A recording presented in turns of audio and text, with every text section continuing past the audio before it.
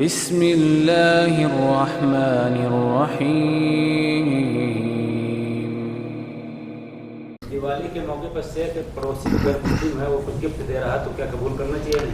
ابھی کل مجھے کسی نے کہا کہ کوئی ہندوستان میں ہمارے 2 مولوی ہیں، انہوں نے فتویٰ دیا ہے کہ ہولی دیوالی یہ وہ اس پہ جو کچھ بھی کوئی دے اس کو کھانے میں کوئی حرج نہیں۔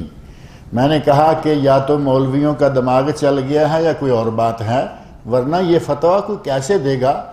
ہولی دیوالی دسہرہ یہ ان کے مذہبی تہوار ہیں، مذہبی تہوار پر تیار کیا گیا کھانا حلوہ کچھ بھی ہے، اس کو کھانے کا معنی یہ کہ تم بھی ٹھیک اور ہم بھی ٹھیک، تمہارا ہندو مذہب بھی صحیح ہے اور ہمارا اسلام بھی صحیح ہے، یہ تو گویا کہ تصدیق ہو گئی۔ علامہ محمد بن صالح عثیمین رحمۃ اللہ علیہ نے ایک فتویٰ چند سال پہلے دیا تھا، ان سے پوچھا گیا کہ اگر کسی کو میری کرسمس ہیپی کرسمس ہوتا ہے نا عیسائیوں والے، اگر کوئی اس طرح کی مبارک دیتا ہے تو کیا ہے؟ تو انہوں نے کہا کہ یہ کفر یا فعل ہے، کیونکہ ہم ان کلمات کے ساتھ کہتے ہیں کہ تمہاری عیسائیت بھی صحیح ہے اور ہمارا اسلام بھی صحیح ہے۔ بعین ہی معاملہ یہ ہے، آپ ہندو کی دی ہوئی مٹھائی کھائیے، پورا سال کھائیے، دسہرے کے دن نہیں، ہولی کے دن نہیں، دیوالی کے دن، 3 دن چھوڑ دیجئے، باقی کتنے آپ کے یاد 360 دنوں میں سے 3 دن چھوڑ دیں۔ یہ مروت ہمیں لے کے ڈوب جائے گی۔ نبی صلی اللہ علیہ وسلم نے 40 سال جتنی عزت پائی، قیامت تک کوئی شخص اتنی عزت نہیں پا سکتا اپنے محلے میں، لیکن جب اعلان کیا توحید کا تو وہ لوگ ناراض ہوئے یا نہیں؟ چچا یہ جو گالی دے کے سب سے پہلے نکلا، اگر ہم تھوڑا سا اپنے آپ کو مسلمان بنا لے نا تو پھر جو جاتا ہے جاتا رہے۔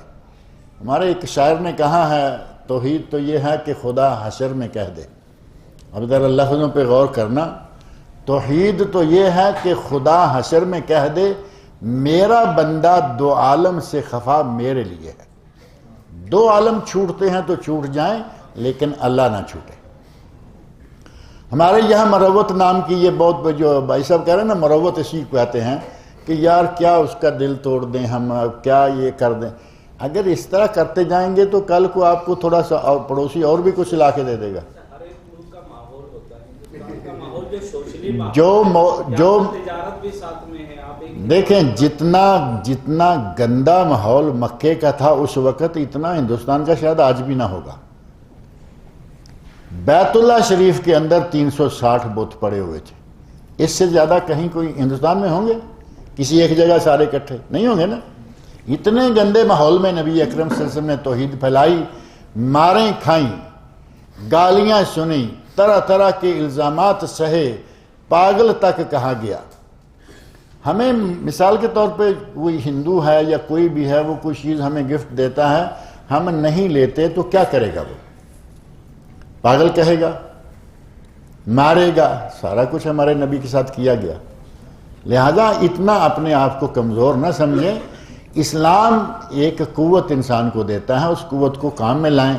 زیادہ سے زیادہ یہ آپ کر سکتے ہیں کہ کبھی تھوڑا سمجھانے تک، تھوڑا وقت آنے تک آپ وقتی طور پر کچھ لے لیتے ہیں لیکن کھائے نہیں، کیونکہ کھانا اس کا بالکل جائز نہیں ہے۔ لے لیا، آپ کیوں مصر ہیں اس بات پر؟ آپ کو اپنے آپ پر یقین نہیں ہے؟